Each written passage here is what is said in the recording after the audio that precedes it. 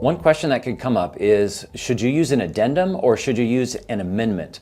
What's the difference? They sound fairly similar. California didn't even used to have a form called an amendment before. Sometimes escrow companies will say amendment, others will say addendum. What's really the difference? It is helpful to know. One key difference, this is how I like to think about it for simplicity, is if you already have an agreement and you're going to change that agreement, then you are amending that agreement. If you have a signed contract, maybe there were counteroffers, but everything's signed, you have acceptance, you're, let's say, in escrow, and you have a complete contract package. And now one party or the other needs to renegotiate something, or something's changed, and everybody agrees to that change. What form would you use to do that? That would be an amendment. That's the cleaner way to do it. Usually an addendum is something additional, so you don't have an agreement yet, and you need more space to write something additional that doesn't have a place already in the contract templates. So that additional thing would go on an addendum. If it's a change to an existing agreement, amendment.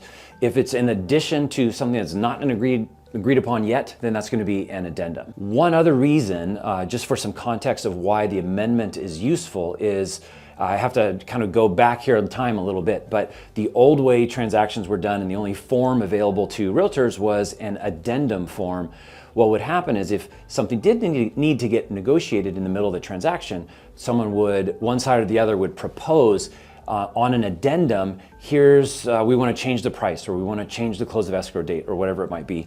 And they're putting that on the addendum, and then the other party doesn't agree. So then they send an addendum back. They don't sign the first one, they send another one back. And now the original party like, well, we don't want that. And now here comes a third one.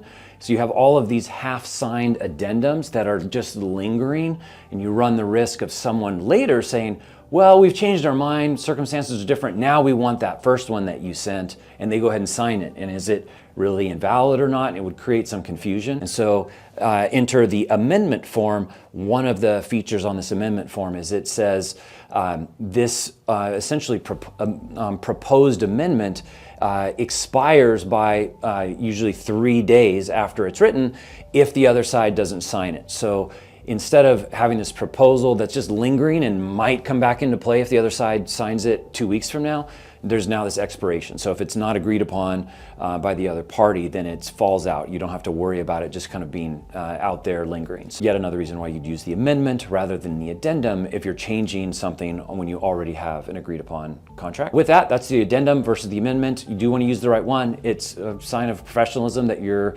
using them appropriately. Don't be thrown off if either the other party, a lender, an escrow company uses one versus the other. You don't have to be overly technical. It's just that amendment form is underused, and there's a lot of circumstances where it's actually really helpful and because it has that expiration built into it. So hope that helps. Addendums and amendments.